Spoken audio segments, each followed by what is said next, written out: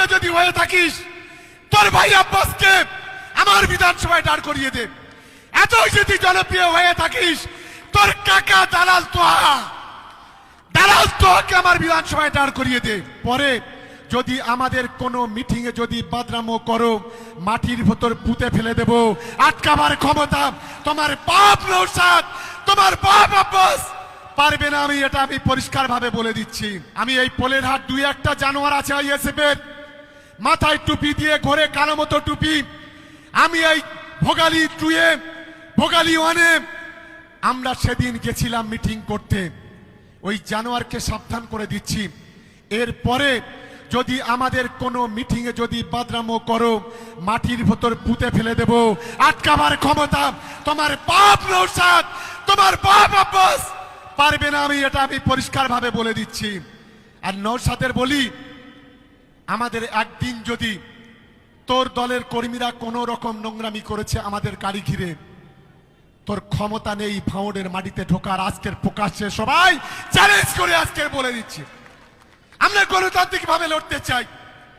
আমরা ভাঙড়ে গন্ডগোল চাই না, আমরা ভাঙড়ে রক্ত চাই, তোলাতে চাই না। আজকের মাথায় টুপি দিয়ে দালালতি করে আজকের ভাঙড়ের মাটিটাকে আজকে সর্বনাশ করে দিচ্ছে। আমি বলছি তোর বিধানসভা আছে জাঙ্গিপাড়া, যদি এতই জনপ্রিয় হয়ে থাকিস তোর ভাই আব্বাসকে জাঙ্গিপাড়ায় দাঁড় করিয়ে দে। এতই জনপ্রিয় যদি হয়ে থাকিস তোর ভাই আব্বাসকে আমার বিধানসভায় দাঁড় করিয়ে দে। এতই যদি জনপ্রিয় হয়ে থাকিস তোর কাকা দালাল তোহাকে আমার বিধানসভায় দাঁড় করিয়ে দে। পিছন থেকে নোংরামি করছিস কেন? ফুরফুরা শরীফের নামটা যদি ওর নামের পাশ থেকে বাদ দেওয়া যায়, ও একজন বাসন মাজার চাকরের চাইতেও খারাপ, এটা আমি নিশ্চিত ভাবে আমি মনে করি। আমি তাই আপনাদের কাছে অনুরোধ করব, কিসের পীরজাদা বলে দাবি করে যারা আজকের ভণ্ডামি করে ভাঙড়ের মানুষকে কঠিন পরিস্থিতির দিকে ঠেলে দিচ্ছে, সে কখনো পীরজাদা হতে পারে না।